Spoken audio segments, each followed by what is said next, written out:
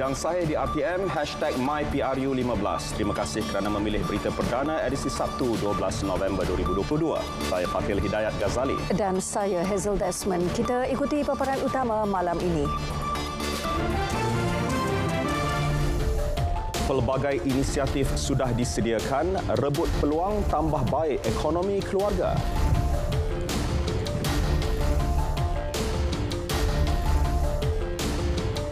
Kelantan disaran wujudkan mekanisme pengurusan banjir menyeluruh.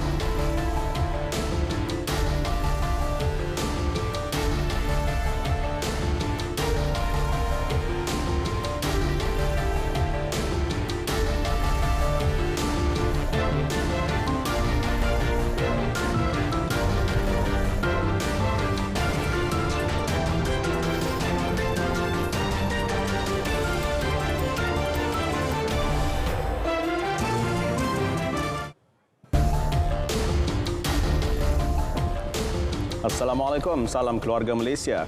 Perhatian secara terus diberikan kepada rakyat yang terkesan akibat pandemik COVID-19 menerusi pelbagai inisiatif termasuk kepada mereka yang hilang pekerjaan. Perdana Menteri Datuk Seri Ismail Sabri Yaakob juga yakin dengan komitmen menerusi Kementerian Sumber Manusia yang sentiasa mengambil langkah terhadap kebajikan pekerja dan majikan termasuk dalam ekonomi baharu seperti ekonomi gig.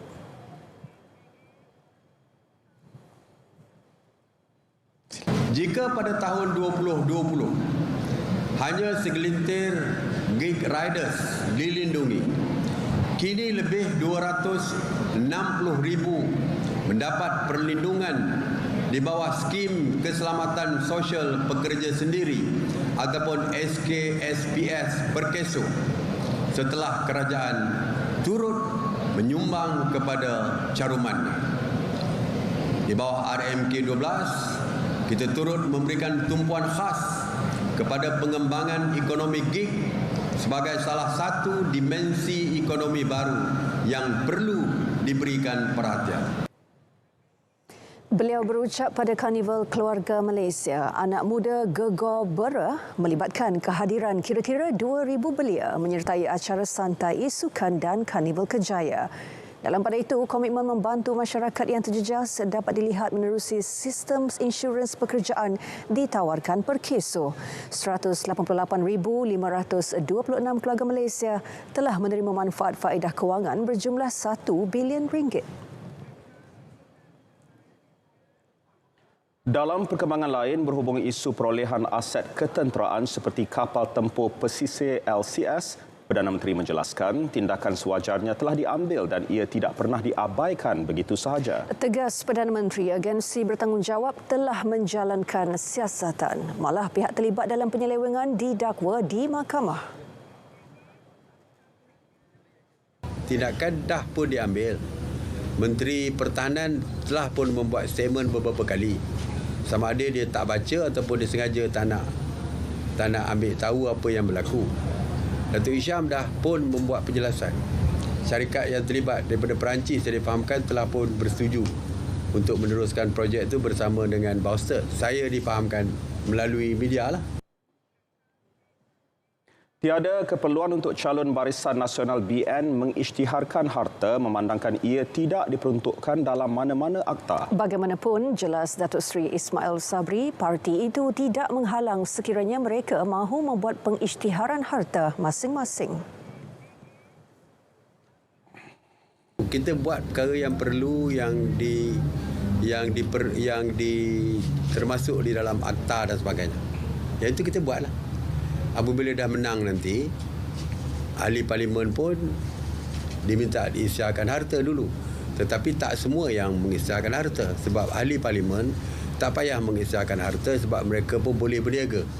Tetapi menteri, timbalan menteri, mereka wajib mengisytiharkan harta dan memang kita mengisytiharkan harta. Kempen PRU15 memasuki hari ke-8. Pelbagai strategi dan pendekatan sudah diambil bagi meyakinkan para pengundi. Di Parlimen Mersing, umpamanya faktor cuaca sama sekali tidak menghalang calon berkempen dan masing-masing perlu mengubah suai jadual harian sekiranya berlaku situasi luar jangkaan.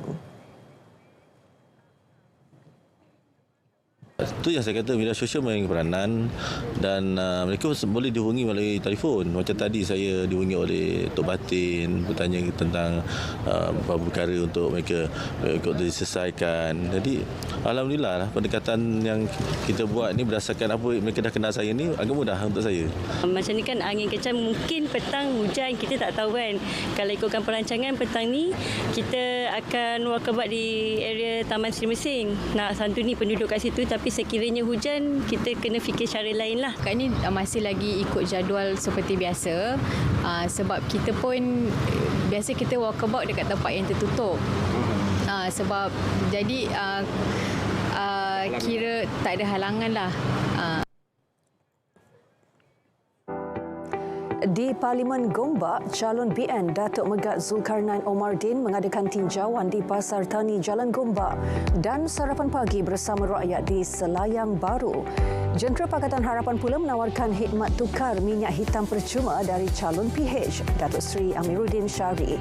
Manakala calon pejuang, Datuk Dr. Aziz Jamaluddin mengadakan tinjauan dan mengedarkan risalah parti di Pasar Tani Gombak Setia.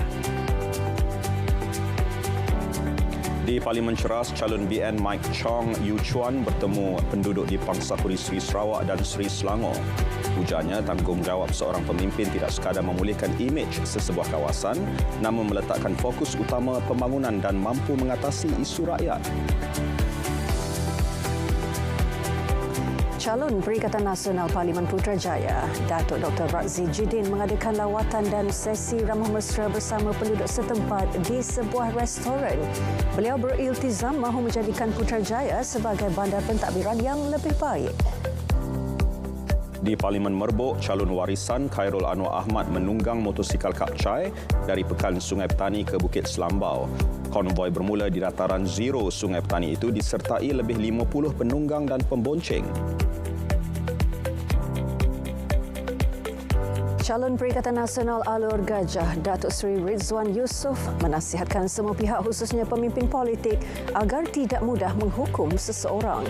Beliau berkata demikian ketika meluangkan masa memenuhi jemputan sebuah majlis perkahwinan.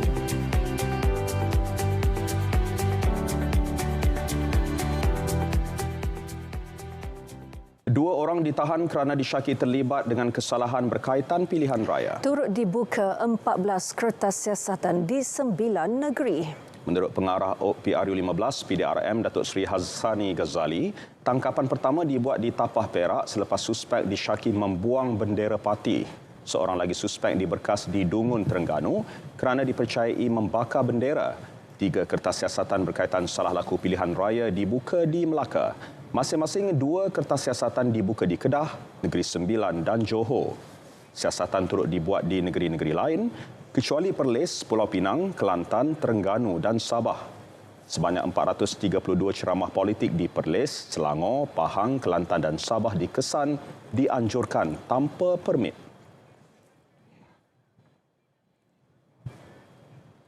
Komuniti orang asli di Parlimen Hulu, Selangor berharap bakal wakil rakyat sedia memberikan perkhidmatan terbaik dalam meningkatkan kualiti hidup komuniti orang asli. Ini memandangkan terdapat 16 perkampungan orang asli di Parlimen berkenaan. Kita ikuti laporan wartawan Mohan Chinasami yang meninjau perkampungan orang asli Gurni.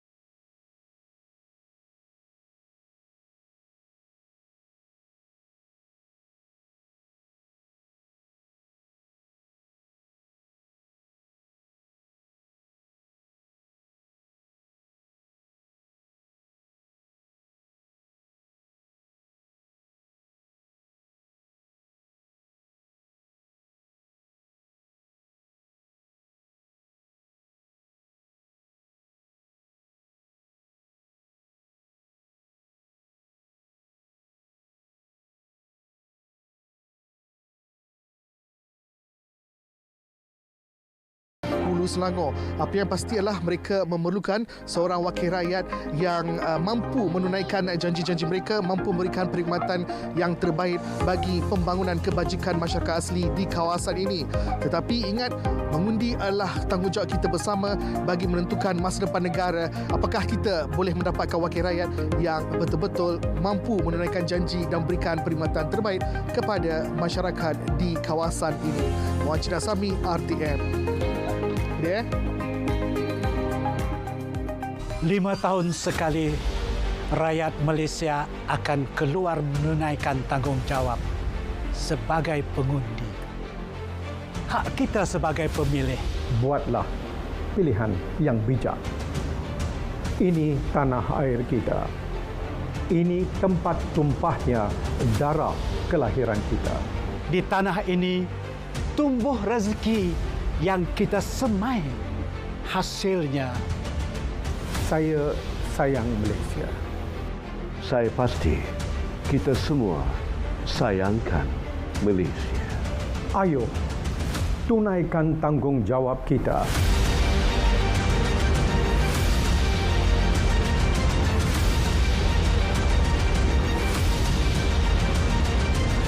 Ingat, undi kita penentu masa depan negara.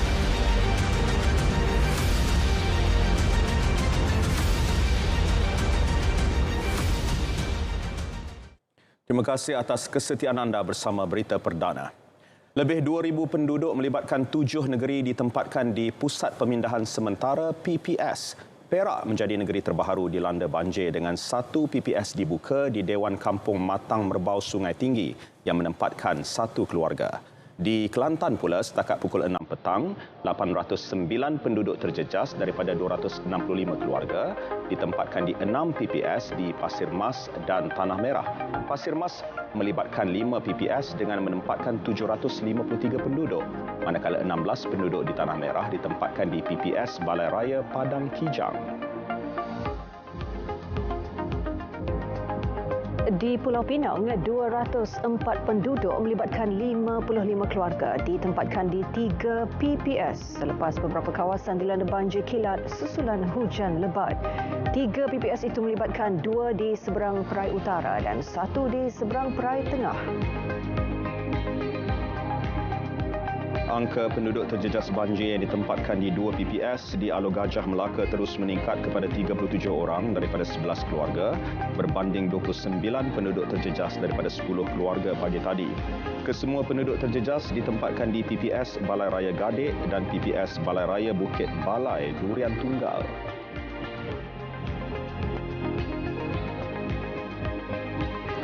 Di Johor pula, 3 PPS dibuka menempatkan 57 penduduk terjejas daripada 18 keluarga.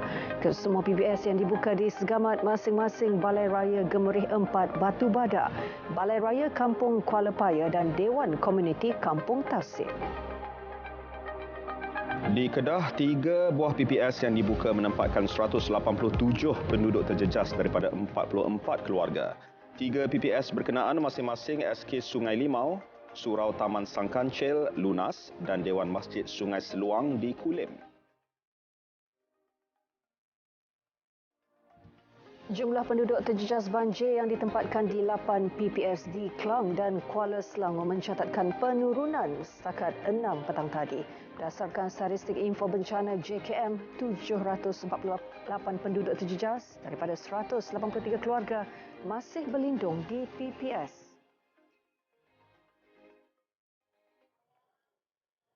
Di Klang Selangor, 145 penduduk terdiri daripada 32 keluarga sekitar kampung Johan Setia terjejas susulan hujan lebat sejak Rabu lalu.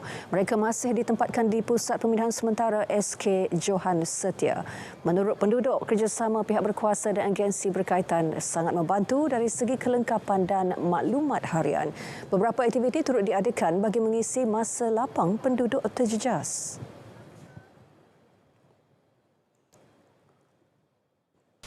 Alhamdulillah, kalau sekarang diorang lebih cepat berbanding pada tahun lepas.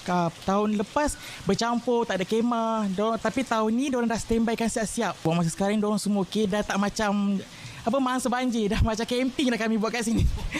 keperluan rasa alhamdulillah semua cukup. Diorang jaga kita orang dengan baik. Kedua lah dekat sini. Kalau tahun lepas dia tak bagi kemah. Tahun ni kita ada kemah, tempat selesa lah, makan cukup. Dah cek, tak ada apa-apa rosak sangat lah. Tapi boleh dikemas sikit bagi buang sampah. Cukup lah apa yang dibagi. Semua cukup lah, tak ada yang terkurang. Yang berlebih ada. Pagi tadi ada senaman, zumba. Lepas tu ada budak-budak ada berkala lah. Kelantan disaran menekankan kepentingan mewujudkan mekanisme pengurusan banjir yang menyeluruh berikutan negeri berkenaan sering dilanda bencana alam itu. Titah Sultan Kelantan Sultan Muhammad Kelima, kerajaan negeri diharap dapat memberikan perhatian kepada keperluan untuk pembinaan empangan lebir. Ini bagi melengkapkan projek lembangan bersepadu Sungai Kelantan dan Sungai Golok yang dimulakan sejak 5 tahun lepas. Sultan Muhammad Kelima turut berharap projek-projek berimpak tinggi seperti Lebuh Raya Kota Baru Kuala Krai, Central Spine Road CSR, projek laluan rel Pantai Timur ECRL serta projek menaik taraf lapangan terbang Sultan Ismail Petra dapat disiapkan dalam tempoh yang ditetapkan.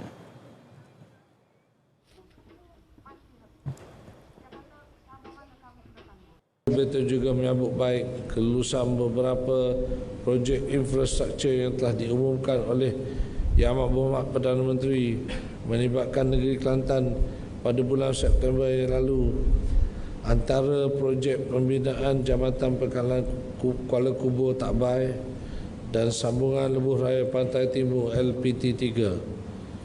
Beta berharap projek-projek ini dapat dilaksanakan dalam tempoh terdekat. Baginda bertitah demikian pada Majlis Pengurniaan Kehormatan Kelantan sempena Hari Keputeraan ke-53 Sultan Kelantan Sultan Muhammad Kelima di Istana Balai Besar, Kota Baru. Kerancakan aktiviti kempen PRU15 tidak menjejaskan fokus agensi kerajaan membuat persiapan menghadapi musim tengkujuh. Segala usaha dilakukan bagi memastikan kesejahteraan dan keselamatan rakyat terjamin. Kita ikuti lensa keluarga Malaysia yang disediakan minggu ini.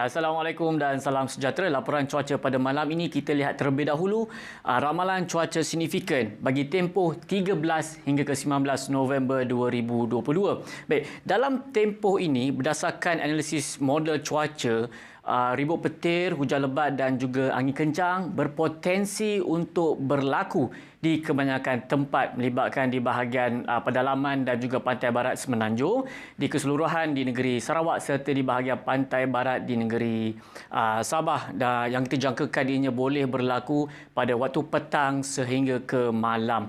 Jadi pada ramai diharapkan sentiasa peka dan juga cakna dengan sebarang amaran dan juga ramalan yang dikeluarkan oleh Map Malaysia. Baik, kita akan beralih ke paparan gemerada bagi melihat apa yang berlaku pada ketika ini. Baik, bagi Semenanjung Malaysia, Bagi di sebelah Lembah Kelang pada ketika ini, hujan berserta rebut petir yang berlaku sejak tengah hari tadi nampaknya sudah pun beransur-ansur reda pada ketika ini, juga melibatkan di Negeri Sembilan. Tetapi keadaan yang berbeza di bahagian selatan yang melibatkan di Negeri Johor. Hujan kini sedang berlaku di hampir ke semua daerah dan kita jangkakan ianya akan berlanjutan sehingga ke awal pagi nanti. Begitu juga di bahagian pantai barat lain melibatkan di Negeri Perak di utara khususnya. Buat masa kini alhamdulillah tiada hujan yang berlaku pada ini kecuali di pesisir pantai yang kita jangkakan akan beransur reda tidak lama lagi. Bagi negeri lain seperti di Terengganu, Kelantan dan juga Pahang buat masa kini dalam keadaan yang agak mendung. Bagi di negeri Sabah dan juga Sarawak, buat masa kini kebanyakan bahagian dalam keadaan baik, tiada hujan yang berlaku, alhamdulillah. Tetapi di bahagian pantai barat dan juga pedalaman di negeri Sabah dan juga di wilayah Persekutuan Labuan kini sedang mengalami hujan berserta rebut petir yang kita jangkakan boleh berlanjutan lagi dalam tempoh 2 hingga ke 3 jam lagi. Begitu juga di bahagian pedalaman dan juga utara di negeri Sarawak iaitu di bahagian Limbang, Miri dan juga di bahagian Kapit. Dan bagi anda untuk mendapatkan informasi yang lebih terkini, anda boleh layari laman sesawang kami di www.met.gov.my ataupun boleh muat turun aplikasi My Cuaca serta anda boleh layari Facebook, Instagram, Twitter dan juga YouTube kami. Baiklah, bisa kita lihat ramalan cuaca bagi bandar-bandar utama di seluruh Malaysia. Saya Wan Hafiz. Assalamualaikum dan salam sejahtera.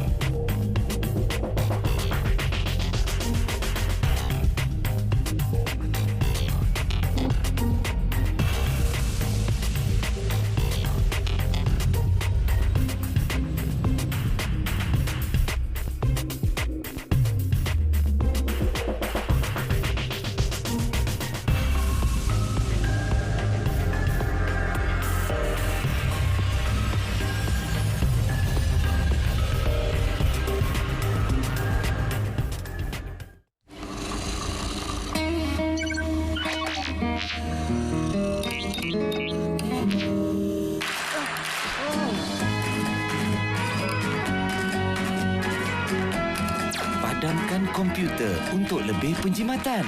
Satu lagi idea bernas untuk anda. Bertemu kembali.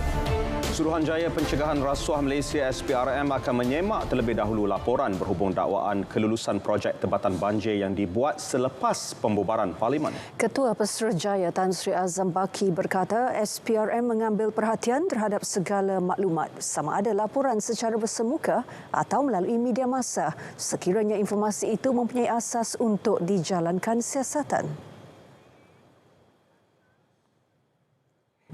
Kita ambil perhatianlah sebab kita ni segala maklumat yang diberikan oleh orang ramai baik dalam bentuk laporan cara bersemuka ataupun dalam mana-mana media, kita akan ambil makluman benda perkara itu dan sekiranya ada asas kita akan jalankan siasatan.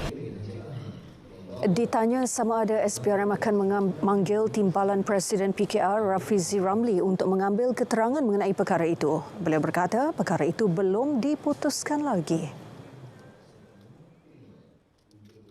Sementara itu, Menteri Alam Sekitar dan Air Datuk Seri Tuan Ibrahim Tuan Man sedia memberikan kerjasama kepada SPRM dan polis sekiranya dipanggil untuk mengemukakan bukti.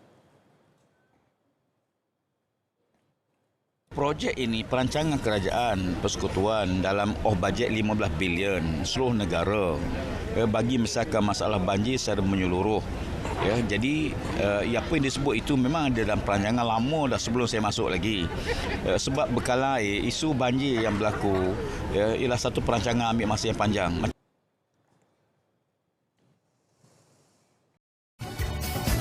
Pilihan Raya Umum ke-15 akan diadakan pada 19 November 2022.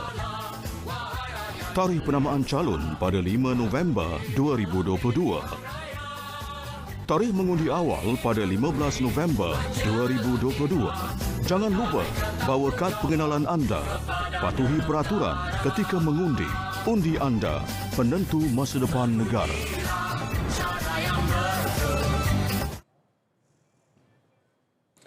Sistem isyarat serta komunikasi bagi transit aliran ringan LRT laluan Kelana Jaya dalam keadaan baik dan berkemungkinan besar kembali beroperasi tidak lama lagi. Menteri Pengangkutan Datuk Seri Dr. Wee Ka Siong menerusi hantaran di Facebook memaklumkan 38 set tren di sepanjang laluan antara jarak 5 minit antara setiap set tren diuji hari ini. Pagi tadi, beliau telah diberi taklimat mengenai pengujian sistem kawalan tren automatik ATC oleh Rapid Rail yang bermula pukul 11 malam semalam hingga 5 pagi. Sambil dipantau bahagian perancangan dan penguatkuasaan Rail Agensi Pengangkutan Awam Darat APAD. Jelasnya, matlamat utama pengujian itu adalah untuk memastikan kestabilan dan keselamatan sistem sebelum meneruskan pengoperasian penuh. Pasukan berkenaan telah menggerakkan 24 set tren di sepanjang laluan Putra Heights, Gombak.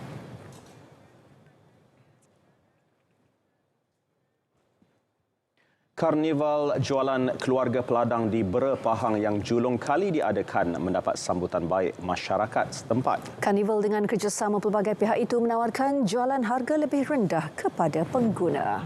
Laporan wartawan Atira Haswah. Karnival memfokuskan jualan keperluan harian yang memberi manfaat kepada penduduk setempat, lebih-lebih lagi ketika berdepan isu kos sara hidup. Ya, Alhamdulillah, tengok daripada tadi kita terpaksa kawal dari segi jualan kepada ahli-ahli ini lah, kepada penduduk di Bera, terutamanya ahli peladang. Kita kawal kerana kita takut cepat habis. Jadi Alhamdulillah, sambutan dia amat membanggakan. Saya jangka lebih daripada 5,000 yang hadir pada Tambah beliau lagi, pelibatan bersama jabatan dan agensi di bawah Kementerian Pertanian dan Industri Makanan itu akan diteruskan di lokasi berbeza pada masa akan datang. Yalah kan kos sara hidup dah tinggi, barang mahal kan. Bila ada yang buat macam ni, sukalah. Sokong. Saya dapat tahu dari kawan-kawan yang katakan di sini ada jualan murah macam ayam, beras, okey, dan barang-barang yang lain lagi. Lepas tu ada jabatan mertua. Lepas tu seronoklah datang kat sini dekat Bera ni, kawasan Bera ni. Kerjasama jualan murah yang digerakkan Lembaga Pertubuhan Peladang, Pharma, Persatuan Nelayan Kebangsaan, Agrobank itu turut mendapat pelibatan Pertubuhan Peladang Negeri Pahang, PASPA serta Pertubuhan Peladang Kawasan PPK Bera. Nafas turut menyasarkan masyarakat terutama golongan belia untuk menyertai pertubuhan berkenaan dalam menjana pendapatan yang progresif dan berdaya saing. Karnival jualan keluarga peladang di Bera Pahang dapat sambutan yang baik oleh masyarakat setempat dengan keperluan harian dapat dijual dengan harga yang murah sekaligus dapat meringankan beban dan kos sara hidup rakyat. Atira Haswah, RTM.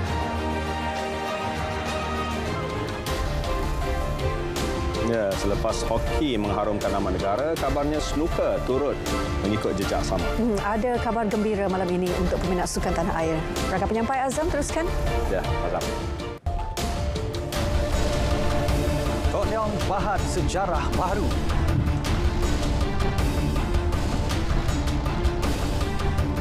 Piala Malaysia, JDT berpesta, The Rhinos juang.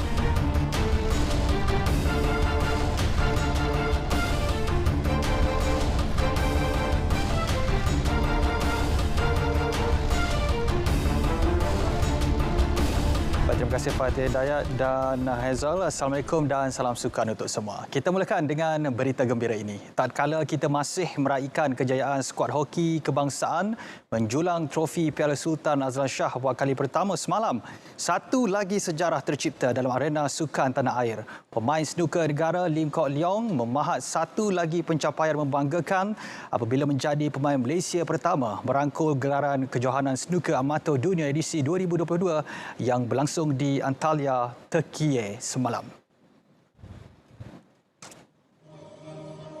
Menurut laman sesawan kejohanan itu, Kok Leong berjaya menewaskan juara Asia Amir Sarhosh dari Iran dengan keputusan 5-0 dalam aksi final yang berlangsung di Hotel Sunyo Deluxe Balak. Pemain berusia 27 tahun itu menampilkan aksi cemerlang, menguasai kesemua 5 set permainan dengan kemenangan 68-63, 67-42, 78-0, 87 dan 73-54. Sebelum itu, dia menewaskan lawan dari Pakistan, Babar Masih di separuh akhir dan Antek Kowalski dari Poland di suku akhir. Ini kali pertama pemain dari Malaysia menjuarai kejohanan tersebut. Kok Leong sebelum ini turut cemerlang menghadiahkan 1 pingat emas dan 1 perak buat negara pada Sukan SEA 2021 di Vietnam. Momentum itu diteruskan dengan meraih gelaran juara kejohanan snooker berpasukan lelaki dunia bersama pasangan Moh Kin Ho pada bulan lepas. Baik, beralih ke saingan Piala Malaysia. Seperti diramal, juara Liga Super Johor Darul Ta'zim JDT tiada masalah mengesahkan slot ke separuh akhir selepas berpesta gol menewaskan Kelantan FC 5-0 pada suku akhir kedua malam tadi. Pada aksi yang berlangsung di Stadium Sultan Ibrahim itu, penyerang sensasi JDT, Berson Da Silva, meledak hat-trick buat finalis musim lalu itu. Dalam perlawanan tersebut, JDT ternyata memanfaatkan kelebihan beraksi di laman sendiri dengan meledak gol seawal minit ke-11 hasil jaringan Bergson. Gol kedua Bergson hadir pada minit ke-33 menerusi sepakan percuma yang berjaya menewaskan penjaga gol Ahmad Solehin Maman. Pemain kelahiran Brazil itu kemudian melengkapkan hat-trick selang 3 minit kemudian. Syahmi Safari dan Nazmi Faiz Mansur melengkapkan malam pesta Harimau Selatan itu dengan jaringan pada minit ke-39 dan 44. Keputusan itu menyaksikan JDT mara dengan agregat 8-0 dan bakal berdepan Sabah FC bagi penentuan ke final.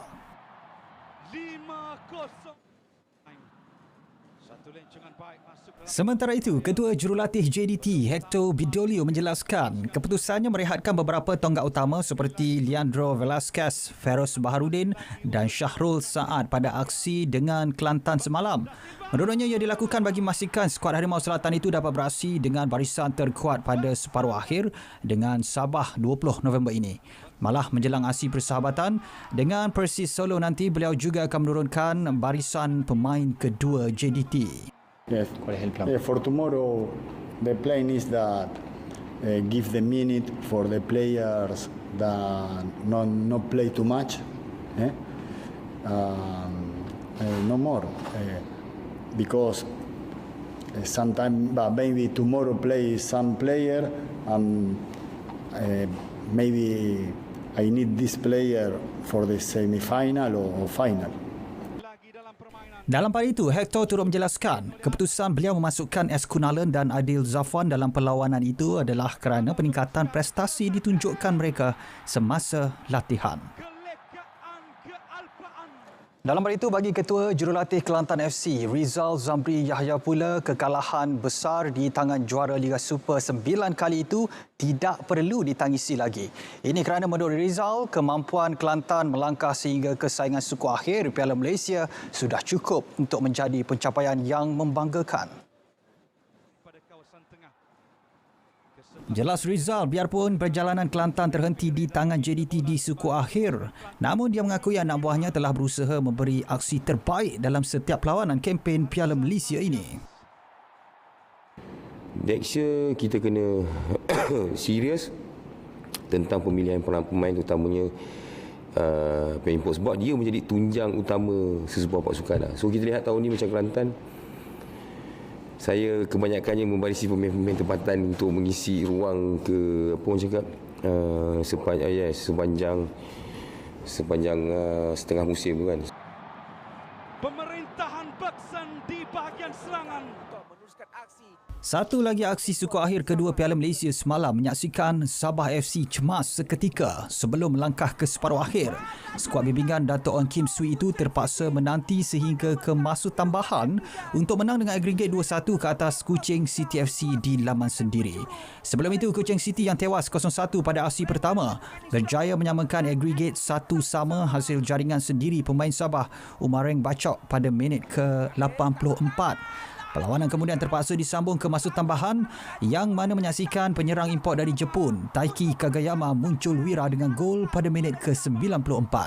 Keputusan itu sudah cukup memberi kejayaan buat The Rhinos sekaligus mara ke separuh akhir untuk berdepan JDT. Ini pula mengenai kejohanan Piala Emas Raja-Raja yang dilihat perlu dikembalikan semula reputasi serta status kegemilangannya. Perkara itu diutarakan oleh Datuk Mahmud Abbas, anak kepada pengasas Persatuan Bola Sepak Melayu yang mahu memastikan objektif penganjuran kejohanan yang telah memasuki edisi ke-100 tahun itu terus kekal relevan dalam melahirkan bakat-bakat baharu bola sepak. Datuk Mahmud yang juga Ketua Pegawai Eksekutif Perbadanan Kemajuan Negeri Selangor PKNS menjelaskan, kejohanan Piala Emas Raja-Raja suatu ketika dahulu adalah saingan bola sepak yang berprestij dan mendapat sambutan peminat sukan tanah air. Malah ia juga pernah disertai pemain legenda negara seperti arwah Datuk Mokhtar Dahari serta Datuk Santoh Singh. Daripada sini kita dapat mengatur pemain-pemain untuk bermain, dan daripada situlah kita boleh pilih mereka ini yang bagus untuk mewakili negeri ataupun negara kita. Saya rasa zaman kegemilangan di mana zaman dulu, zaman So Chin An, zaman Santoh Singh, Mokhtar Dahari, saya rasa kita perlu balik, Malaysia perlu balik ke zaman kegemilangan itu. Edisi ke-100 kali ini bakal menyaksikan dua pasukan, Selangor dan PDRM berentap untuk merebut gelaran juara. Selangor akan cuba mengakhiri penantian mereka selama 20 tahun, manakala PDRM pula memburu trofi kedua kejohanan ini. Baik, kejayaan skuad hoki lelaki negara menjulang Piala Sultan Azlan Shah serta status kelab Petaling Jaya City dalam Liga Super musim depan menjadi antara berita tumpuan peminat sukan tanah air sepanjang minggu ini. Ikuti sorotan mingguan yang disediakan.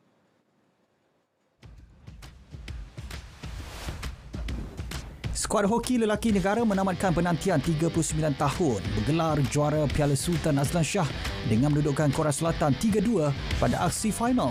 Jaringan Shallow Silverius, Muhammad Razi Abdul Rahim dan Muhammad Aminuddin Muhammad Zain sudah cukup menghadiahkan kemenangan meskipun Korea cuba bangkit mengejar dengan 2 gol.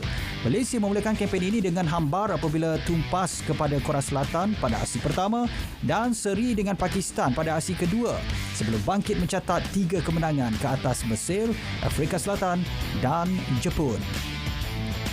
Tanda tanya mengenai status kelab Petaling Jaya PJ City dalam saingan Liga Super akhirnya terjawab apabila kelab itu mengesahkan bakal menarik diri bagi saingan musim depan.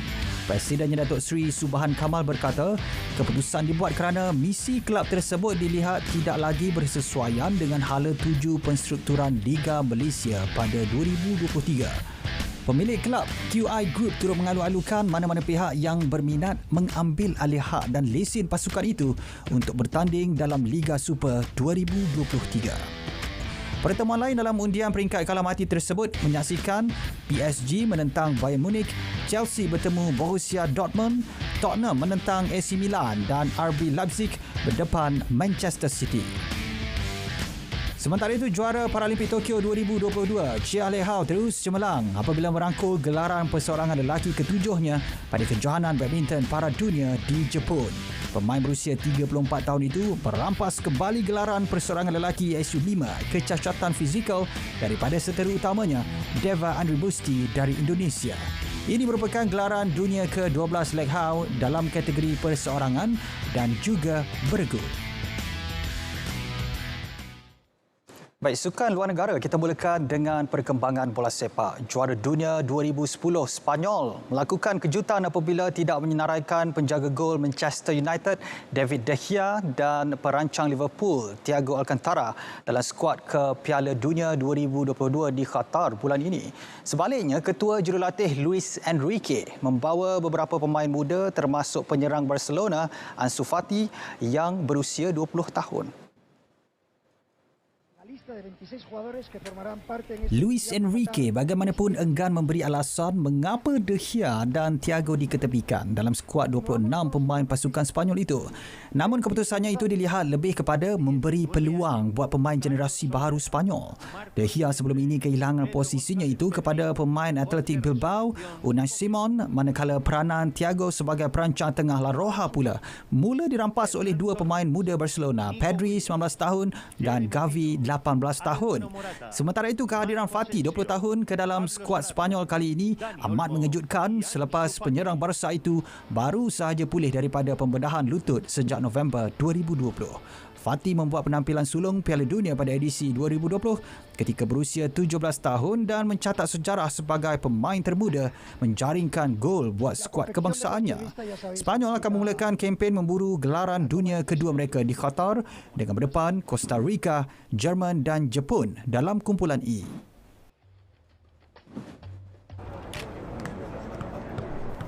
Sementara itu, bagi skuad Argentina, penyerang AS Roma Paulo Dybala tetap disenaraikan untuk Piala Dunia di Qatar walaupun mengalami kecederaan hamstring. Pemain berusia 28 tahun itu tidak bermain sejak mengalami kecederaan dalam kemenangan 2-1 ke atas Lecce dalam Serie A Itali di tempat sendiri pada 9 Oktober lalu. Media tempatan melaporkan bekas bintang Juventus itu memulakan latihan ringan minggu ini dan beliau perlu cergas untuk perlawanan pertama Argentina menentang Arab Saudi pada 22 November. Seperti yang dijangkakan, pilihan bahagian serangan Argentina juga termasuk penyerang Paris Saint-Germain Lionel Messi, Julian Alvarez dari Manchester City dan penyerang Inter Milan Lautaro Martinez. Baik, kita ke perkembangan Formula One. Kevin Magnussen mencatat pencapaian terbaik dalam kariernya apabila menghadiahkan petak hadapan buat kali pertama kepada pasukan khas dalam saingan pecutan Grand Prix Sao Paulo awal pagi ini. Lebih menarik, ia juga menjadi perlumbaan ke-100 Magnussen bersama pasukan khas. Pada sesi kelayakan di Interlagos semalam, Magnussen mencatat masa terpantas 1 minit 11.674 saat mengatasi pencabar terdekat dari Red Bull Max Verstappen.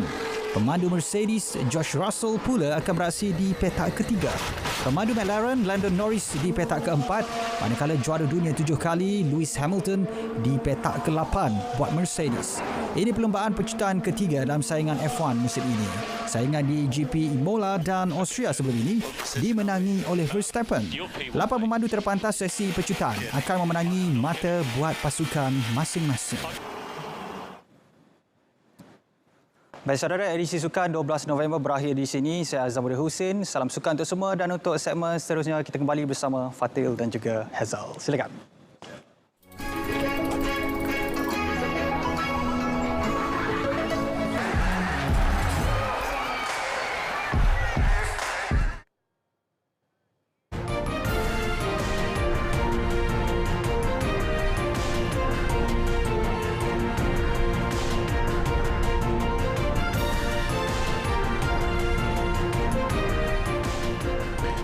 Krisis kos sara hidup di United Kingdom semakin buruk. Bukan sahaja kumpulan berpendapatan rendah, ramai kelas pertengahan di London juga memerlukan bantuan. Palestin mengalu-alukan penerimaan 4 resolusi PBB yang memihak kepada Palestin, termasuk menganggap penempatan Israel di wilayah Palestin tidak sah. Kita ikuti perinciannya dalam rangkuman dunia. Food Bank di United Kingdom dapat membantu penduduk yang kini mengalami krisis kos sara hidup terburuk di negara itu. Pada masa ini, harga makanan di Britain melonjak pada kadar yang membimbangkan. Bukan sahaja kumpulan berpendapatan rendah, ramai golongan kelas pertengahan di London juga beralih kepada Food Bank untuk mendapatkan bantuan. Badan Amal di United Kingdom mengagihkan 1.3 juta pakej makanan untuk April hingga September tahun ini, peningkatan 52% berbanding 2019. Palestin mengalu-alukan penerimaan 4 resolusi PBB yang memihak kepada Palestin, termasuk menganggap penempatan Israel di wilayah Palestin tidak sah. Menteri Luar Palestin Riyad Al-Maliki berkata keputusan itu berikutan pencabulan Israel terhadap hak rakyat Palestin dengan terus menceroboh dan melanggar undang-undang antarabangsa. Palestin mahu sebuah negara merdeka di wilayah yang diduduki Israel sejak 1967, termasuk tebing barat, semenanjung Gaza dan Baitul Maqdis Timur sebagai ibu kota.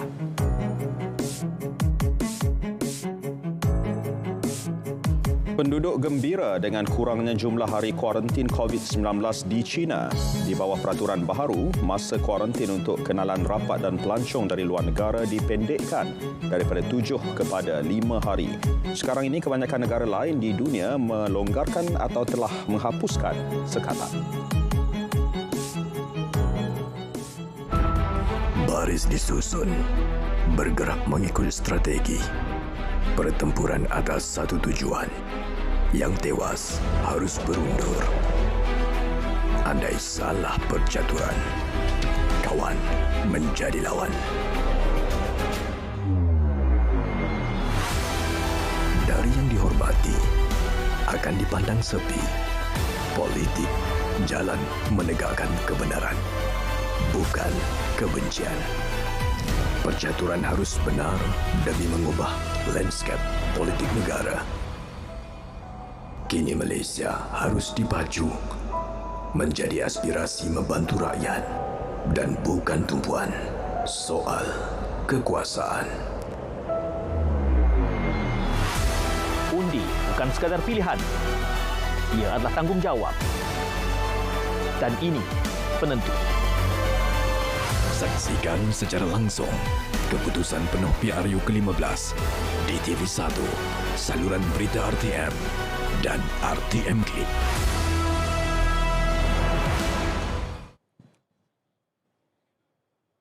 Bertemu kembali.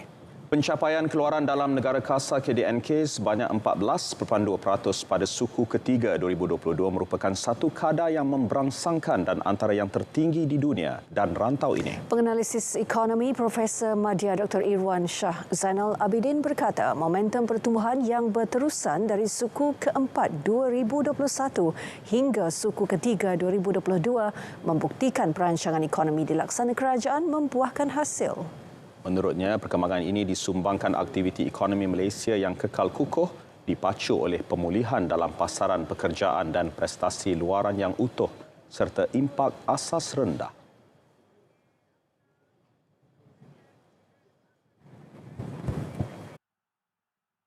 Dan juga usaha kerajaan untuk mencipta peluang pekerjaan, membina bantuan kepada peniaga terutamanya industri PMKS dengan membaiki dan juga membantu dari segi aliran tunai mereka yang masih lagi terjejas, dan juga kita lihat usaha kerajaan untuk mempertingkatkan lagi projek-projek infrastruktur di masa hadapan yang dijangka juga akan memberikan keupayaan kepada ekonomi kita. Betul juga kita lihat pengukuhan sektor pelancongan.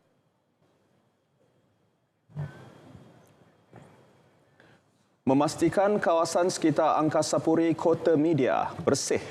Program Gotong Royong Perdana Anjuran Jabatan Penyiaran adalah usaha ke arah pembudayaan amalan sihat dan kesejahteraan secara holistik.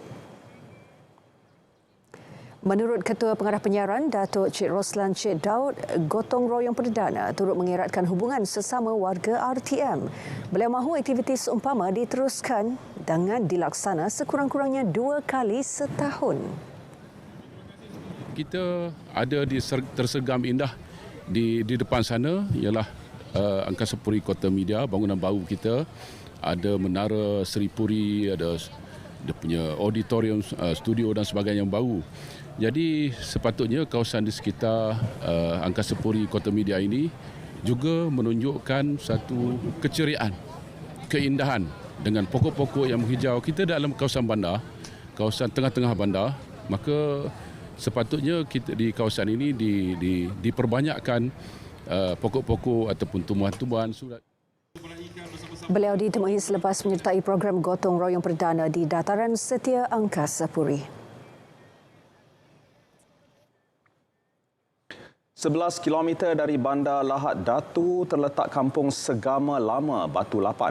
Ia merupakan perkampungan terawal yang wujud di daerah itu. Pelbagai peristiwa dan catatan sejarah berlaku di kampung berkenaan. Keunikannya kami singkap menerusi ronda-ronda keluarga Malaysia. Saksikan.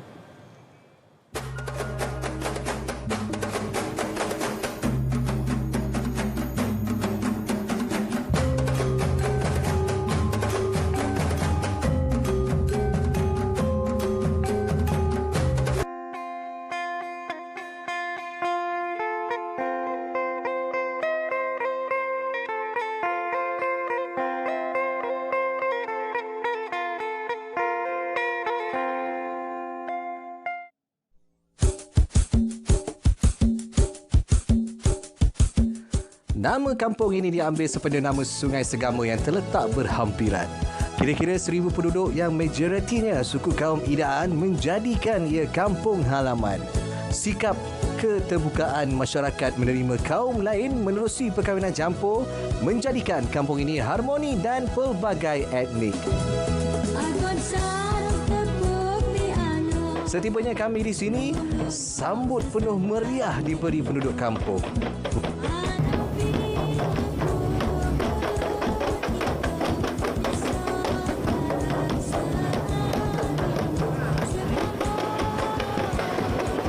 Setakat paluan kompang, kru kami turut disajikan dengan persembahan tarian tradisi oleh anak-anak muda tempat.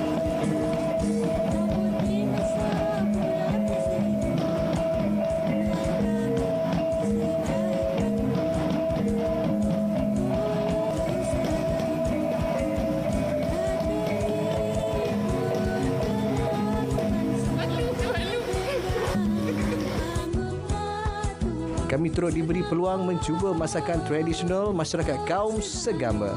Okey, sekarang ni kita dah tengah tengok demo masakan tradisional kat kampung ni kan. Lepas ni kita akan buat masak apa ni? Kalau Tanjung ni ampak, tapi kalau dekat sini dia panggil pelom. Pelom? Ikan pelom ke? Ikan pelom betul. Dah kan? Dah, insyaAllah. Saya akan pastikan bulan saya menang.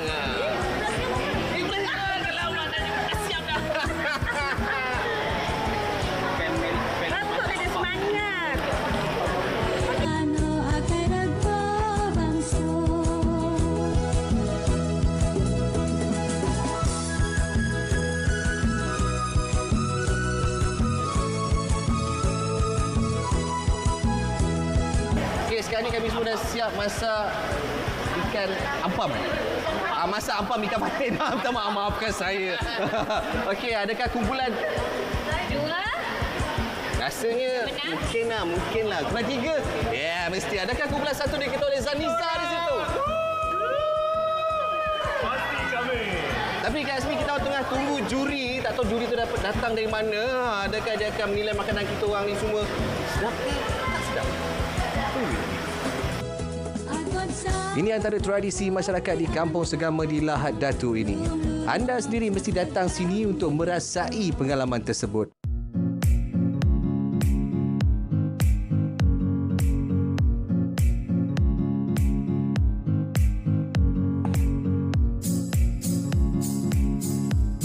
Pelbagai lagi destinasi untuk anda akan saya kongsikan dalam Ronda-Ronda Keluarga Malaysia hanya di RTM.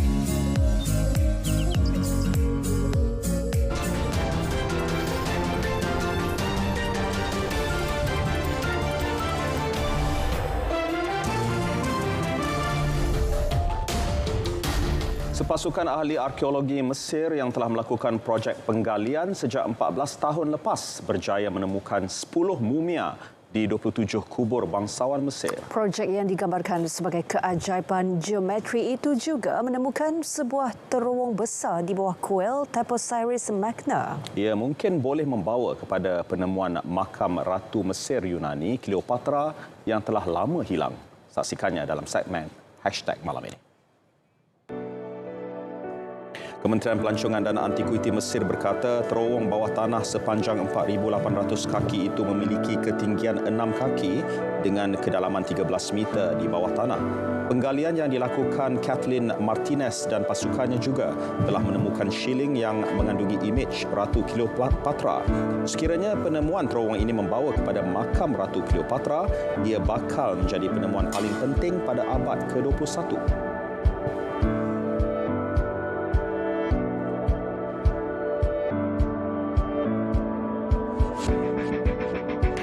Sekumpulan pemancing dikejutkan dengan kehadiran seekor jerung besar mako yang tiba-tiba melompat masuk ke dalam bot.